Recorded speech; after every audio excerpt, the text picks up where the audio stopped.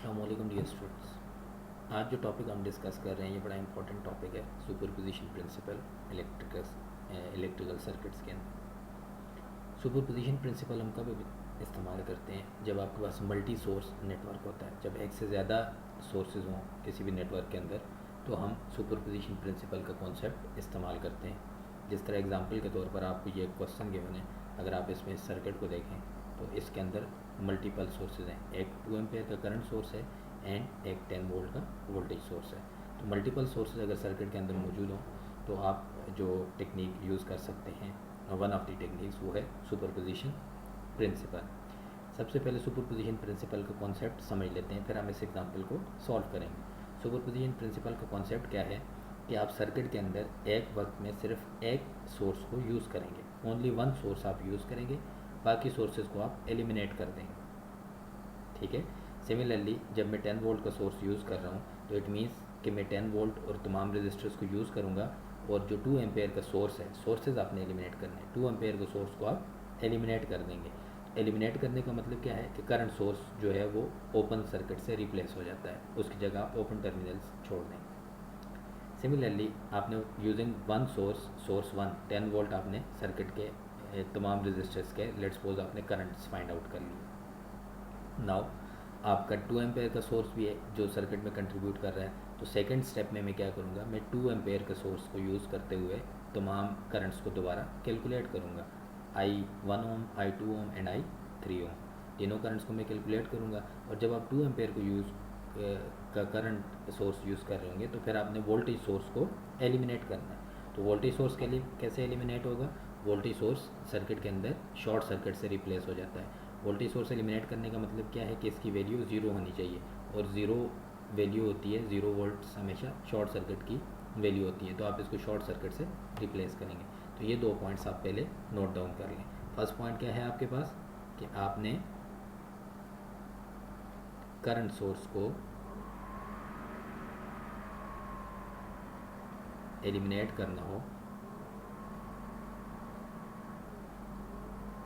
तो उसको आप रिप्लेस करेंगे ओपन सर्किट से। और जब आपने वोल्टेज सोर्स को एलिमिनेट करना हो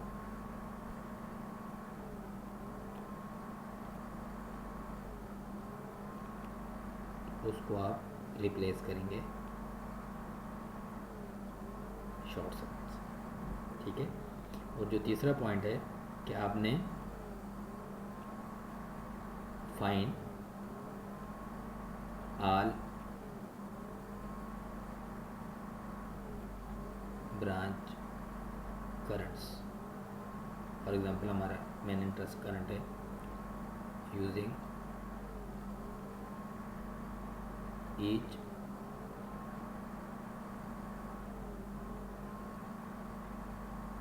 सोर्स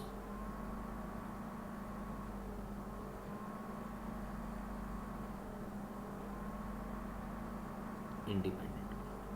आपने हर सोर्स को इंडिपेंडेंटली यूज़ करते हुए तमाम ब्रांचेस के करंट निकालने। और जो लास्ट स्टेप है, add algebraically all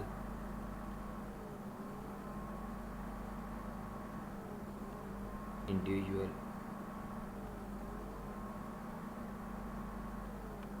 results to get the final result। आपने क्या करना है, आपने एक सोर्स को एक वक्त में यूज़ करना है, बाकी सोर्सेज को एलिमिनेट करना है।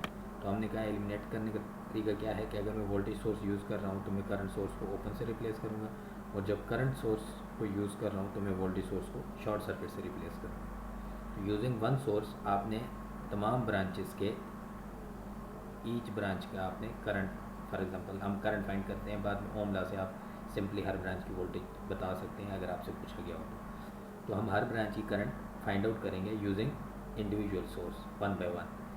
एंड पे आप क्या करेंगे, जो भी आपके पास रिजल्ट्स आए हैं यूजिंग सोर्स 1 ब्रांच 1 के ऊपर लेट्स सपोज करंट आया है, और यूजिंग सोर्स 2 भी ब्रांच 1 के ऊपर करंट आपके पास आएगा, तो लास्ट में आपने क्या करना है, आपने अलजेब्रिक समेशन करना है तमाम करंट्स का। अलजेब्रिक समेशन से मुराद क्या है कि जिस साइन के साथ आपके पास करंट आई है आप उसको सिंपली ऐड कर लें, या डायरेक्शंस के मुताबिक आप उनको ऐड कर लें। सेम डायरेक्शन के अंदर करंट है, लेट्स सपोज 1 ओम के अक्रॉस जो करंट आ रहा है दोनों सोर्सेज को यूज़ करते हुए सेम डायरेक्शन में है, तो वो दोनों सिंपली आपस में ऐड हो जाएंगे।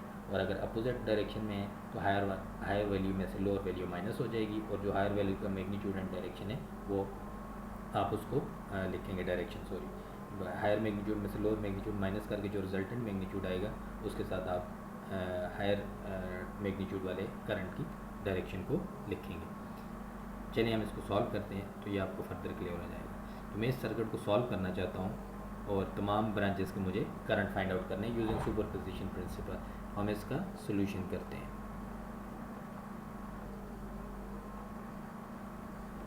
यूजिंग सोर्स 1 अगर मैं इस सर्किट को रीड्रॉ करूँ तो आपके पास जो सोर्स 1 है वो एज इट इज़ रहेगा सर्किट के अंदर, आप उसको रीड्रॉ कर लें। आप R1 को अपनी जगह पर कनेक्ट कर लें। जो आपके पास करंट सोर्स था हमने ये कहा है कि ओपन सर्किट से रिप्लेस होगा, तो आप उसको सिंपली ओपन टर्मिनल्स बना के उसको रिप्लेस कर दें ओपन सर्किट से, और बाकी सारे सर्किट को आप एज इट इज़ ड्रॉ कर लें। तो ये हमारे पास टोटल सर्किट बनता है। ये 1 ओम का रजिस्टर था, ये 2 ओम का रजिस्टर था, और ये 3 ओम का रजिस्टर था। रजिस्टर्स की वैल्यूज कुछ भी हो सकती हैं, कॉन्सेप्ट यही यूज़ होगा। आपने अगर कॉन्सेप्ट फॉलो किया तो आपको आंसर्स ठीक मिलेंगे इंशाल्लाह। नाउ यूजिंग सोर्स 1 मैंने सर्किट को रीड्रॉ कर लिया एंड सोर्स 2 को मैंने रिप्लेस कर दिया। तो आपके पास कैसे रिप्लेस हुआ, जो करंट सोर्स था वो ओपन हो गया, राइट।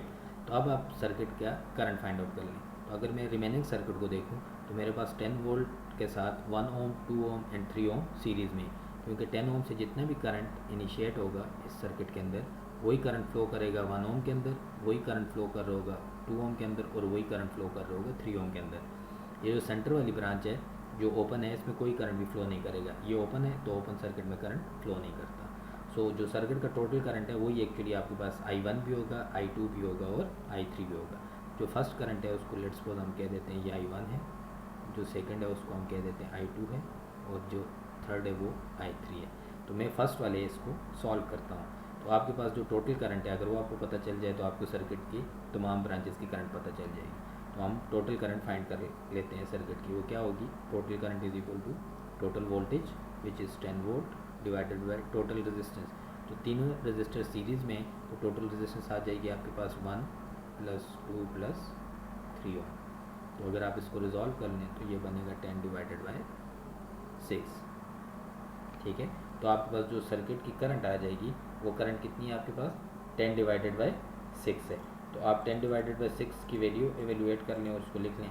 ये आपके पास बनती है 1.66 एम्पेयर्स, राइट।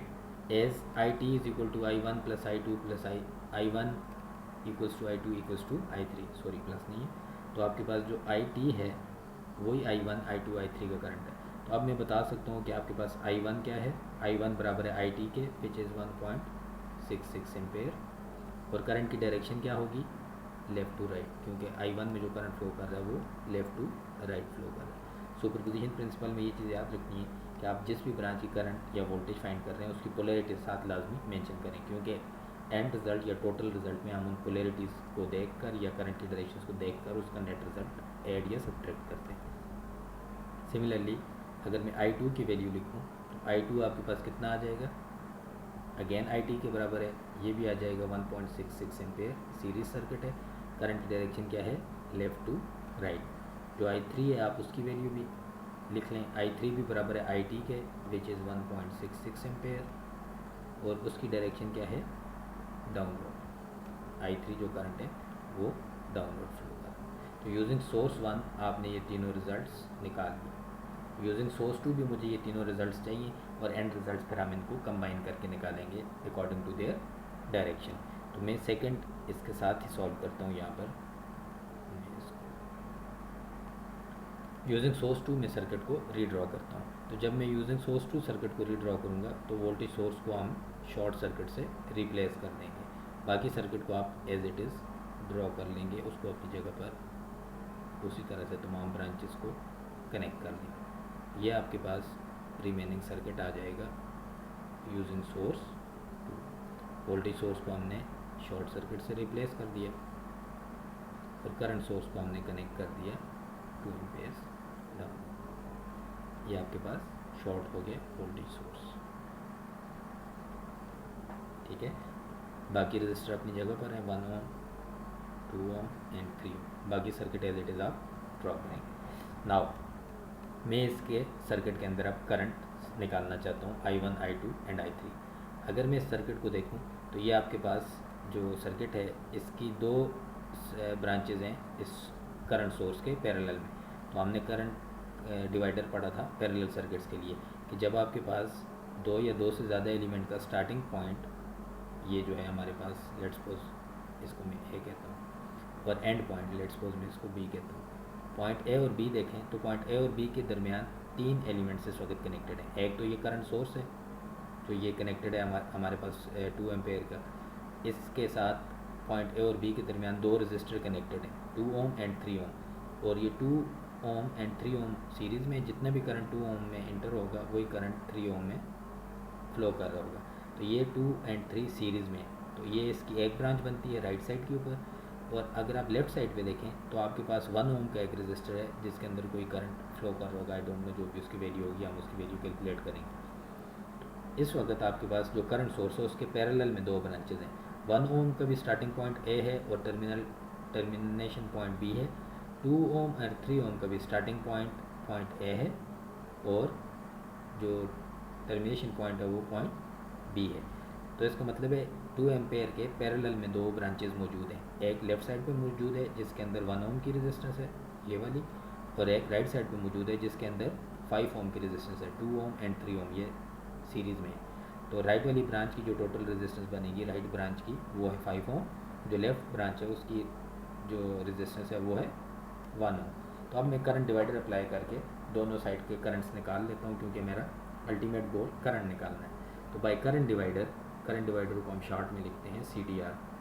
अगर मैं करंट डिवाइडर अप्लाई करूं तो हमारे पास जो करंट डिवाइडर का जनरल फार्मूला है वो है IL, जो भी आपका लोड है आप उसकी लोड जो रजिस्टर उसकी वैल्यू जो है करंट की IL वो बराबर होती है IS supplied current multiply by RP, वो ब्रांच या रेजिस्टेंस जो आपके लोड के पैरेलल में मौजूद होगी, divided by RL plus RL वो रजिस्टर है जिसकी आप करंट फाइंड आउट करना चाहते हैं, right.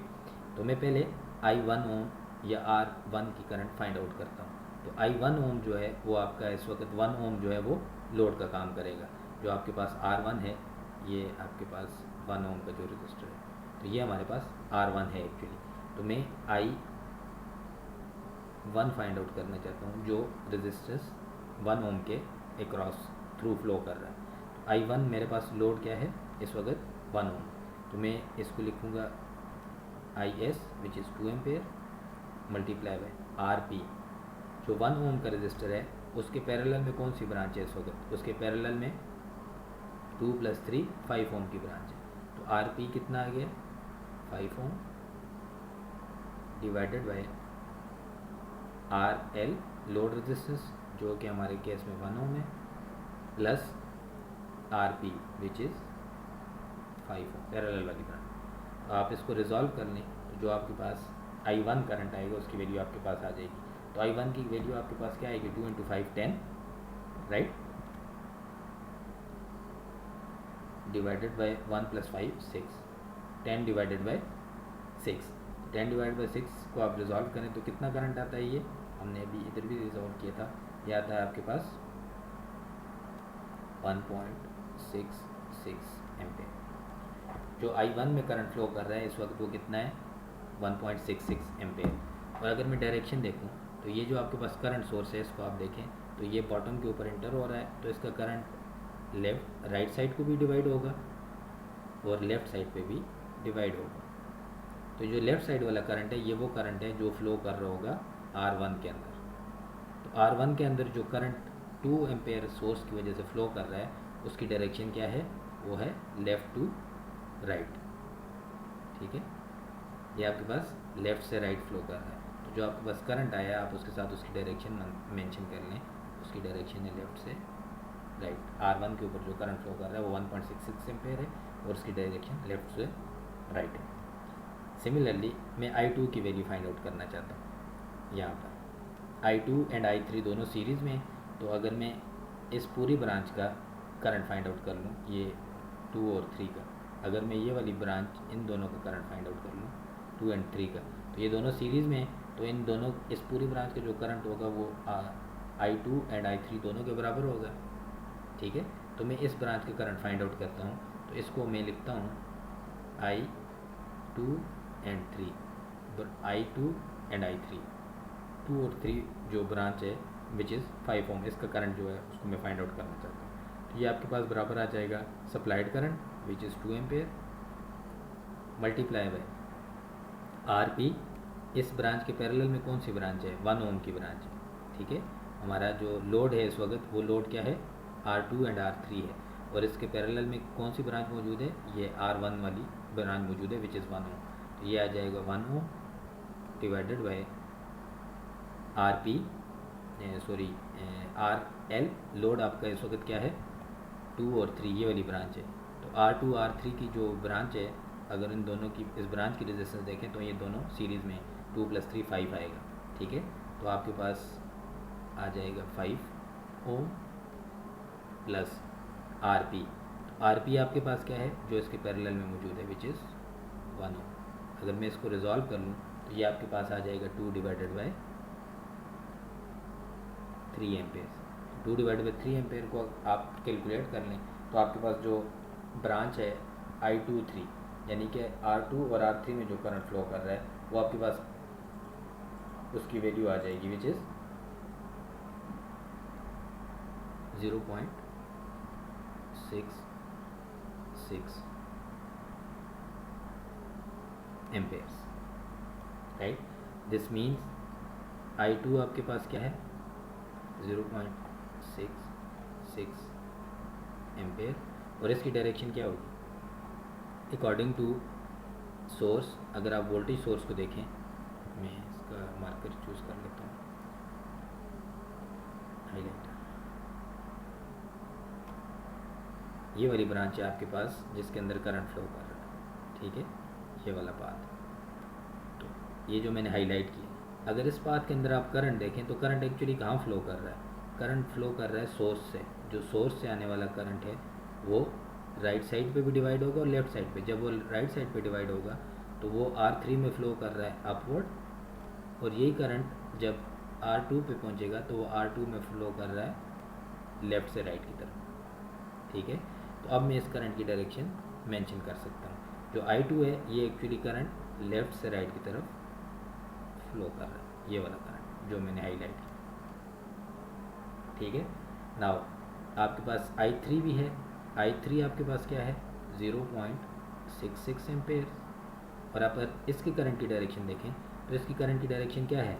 From bottom to top, तो ये बॉटम से टॉप की तरफ फ्लो कर रहा है I3 according to our source. 2 ampere को अगर आप देखें तो इसका करंट यहाँ पर बॉटम से टॉप की तरफ फ्लो कर रहा है। ठीक हो गया। अब आपके पास using source 1 and using source 2 दोनों वैल्यूज़ आ गई, तो मुझे नेट रिज़ल्ट निकालना है। तो नेट रिज़ल्ट के लिए हम क्या करेंगे? हम वैल्यूज़ को कंपेयर करते हैं। अगर दोनों वैल्यूज़ के केस में करंट्स की डायरेक्शन सेम हो तो आपके पास वो करंट्स आपस में एड अप हो जाएंगे। अगर डायरेक्शन अपोजिट हो तो वो करंट्स आपस में माइनस हो जाएंगे। तो फॉर एग्जांपल मैं यहीं पर इसका नेट रिज़ल्ट कैलकुलेट कर लेता हूँ। जो आपके पास नेट रिज़ल्ट आपको निकालना पड़ेगा वो इस तरह से है। नेट रिज़ल्ट में I1 का निकालता हूँ जो आपके पास 1 ओम की करंट है। फर्स्ट यहाँ पर हम सपोज करते हैं जो करंट है वो I1 थी, मैं I1 की वैल्यू कैलकुलेट करूँगा।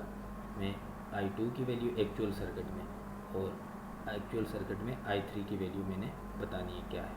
तो एक्चुअल सर्किट में I1 की वैल्यू कितनी है? जो 1 ओम में फ़्लो कर रहा है। तो मैं अपने मॉडिफाइड सर्किट में या यूजिंग सोर्स 1 I1 की वैल्यू चेक करूँगा। यूजिंग सोर्स 1 I1 की वैल्यू क्या है? 1.66 एम्पेयर, और उसकी डायरेक्शन क्या है? लेफ़्ट टू राइट, ये वाला लेफ़्ट से राइट डायरेक्शन है और 1.66 एम्पेयर है। यूजिंग सोर्स 2 में I1 की वैल्यू देखता हूँ। यूजिंग सोर्स 2 मेरे पास I1 की वैल्यू क्या है? वो ये है।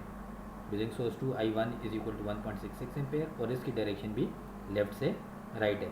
दोनों की डायरेक्शन सेम है तो सिंपली दोनों आपस में ऐड हो जाएंगे। तो मैं इसको लिखूँगा I1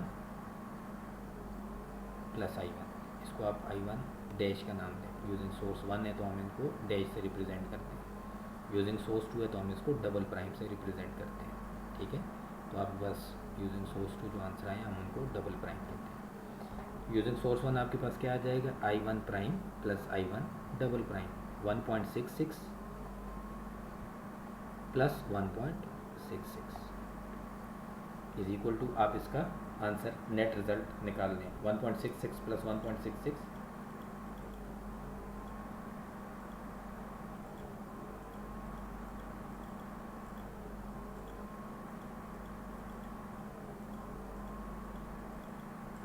3.32, जो आपके पास नेट रिजल्ट आएगा वो 3.32 एम्पेयर है। तो आप एक्चुअल डायग्राम में यहाँ पर मेंशन कर दें कि इसकी वैल्यू 3.32 एम्पेयर है, राइट। I1 आपके पास डायरेक्शन क्या होगी, दोनों केसेस में लेफ़्ट से राइट है, तो जो नेट डायरेक्शन है वो भी लेफ़्ट से राइट होगी। तो आपके पास I1 जो करंट है उसकी मैग्नीट्यूड भी आपके पास आ गई और डायरेक्शन भी आ गई। सिमिलरली I2 का आप वैल्यू निकालना चाहते हैं, I2 की वैल्यू किसके बराबर होगी, यूजिंग सोर्स 1 में I2 की डायरेक्शन देखता हूँ। I2 की डायरेक्शन क्या है, यूजिंग सोर्स 1 लेफ़्ट से राइट है और मैग्नीट्यूड क्या है 1.66। यूजिंग सोर्स 2 में I2 की डायरेक्शन और मैग्नीट्यूड देखता हूँ। यूजिंग सोर्स 2 ये है आपके पास, यूजिंग सोर्स 2 ये वाली वैल्यू, यूजिंग सोर्स 2 I2 जो है डबल डैश वो आपके पास उसके मैग्नीट्यूड है 0.66, लेकिन डायरेक्शन क्या है लेफ़्ट से राइट है। यूजिंग सोर्स 1 राइट से लेफ़्ट है और यूजिंग सोर्स 2 लेफ़्ट से राइट है। मैं हाईलाइटर से इसको हाईलाइट कर देता हूँ। ये है आपके पास I1 डैश है, sorry I2 dash. I2 dash आपके पास क्या है, इसकी डायरेक्ट मैग्नीट्यूड 1.66 है और डायरेक्शन लेफ़्ट से राइट है। अब यूजिंग सोर्स 2 आप देखें ये वाली वैल्यू, यूजिंग सोर्स 2 आपके पास I2 डबल डैश है, मैग्नीट्यूड है 0.66 एम्पेयर और डायरेक्शन क्या है लेफ़्ट से राइट। तो दोनों केसेस में डायरेक्शन अपोजिट है। सो जो आपके पास बड़ी वैल्यू है आप उसमें से छोटी वैल्यू को माइनस कर देंगे और जो बड़े वैल्यू का करंट का डायरेक्शन है वो आप चूज़ करेंगे। तो मैं अब I2 की वैल्यू यहाँ पर लिख सकता हूँ। हमारे पास बड़े वाला केस कौन सा है, I2 डैश है। तो जो आपके पास नेट I2 बनेगा, नेट I2 की वैल्यू क्या होगी, I2 dash minus I2 double dash.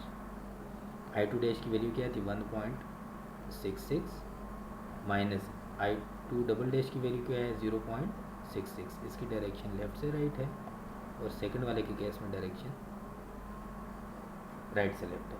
तो जो नेट रिजल्ट बनेगा वो बनेगा 1 एम्पेयर और डायरेक्शन क्या होगी, जो हायर मैग्नीट्यूड उसकी डायरेक्शन होगी।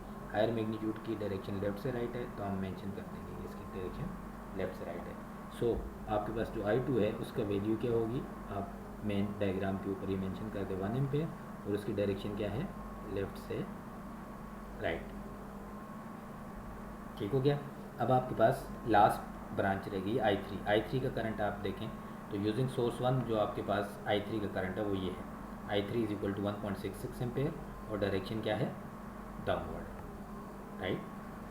यूजिंग सोर्स 2 देखते हैं, यूजिंग सोर्स 2 अगर मैं I3 की वैल्यू देखूँ तो ये है आपके पास I3 डबल डैश। तो I3 double dash using source 2 इसका मैग्नीट्यूड क्या है 0.66 एम्पेयर और डायरेक्शन क्या है अपवर्ड।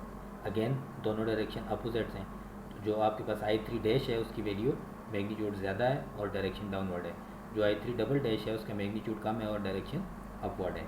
तो सो हायर मैग्नीट्यूड में से लोअर मैग्नीट्यूड माइनस हो जाएगा, I3 dash minus I3 double dash आपके पास आंसर आ जाएगा which is 1 ampere. 1.66 minus 0.66 1 ampere आएगा। और I3 की डायरेक्शन अगर आप देखें जो हायर मैग्नीट्यूड है उसकी डायरेक्शन डाउनवर्ड है, तो जो रिजल्टेंट आपके पास I3 आएगा उसकी डायरेक्शन भी डाउनवर्ड होगी। मैं इसको यहाँ पर साइड पे लिख लेता हूँ। यहाँ पर जो आपके पास I3 बनेगा वो बनेगा I3 dash minus I3 double dash.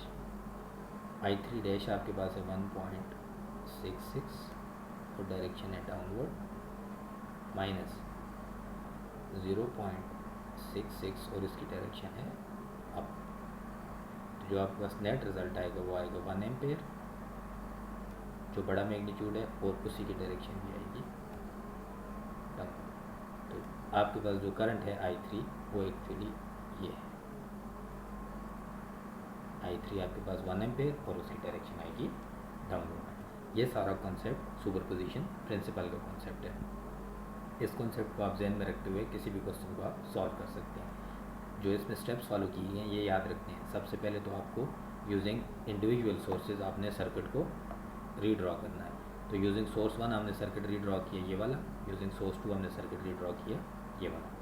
जब आपके पास इंडिविजुअल सोर्सेज के साथ सर्किट आ जाएं तो उसके बाद आप कोई भी टेक्निक जो आपको ईजी लगती है आप चूज़ करते हुए उस टेक्निक को अप्लाई करें और जो आपके डिज़ायर्ड वोल्टेज या करंट्स हैं किसी भी ब्रांच के वो आप फाइंड आउट कर सकते हैं।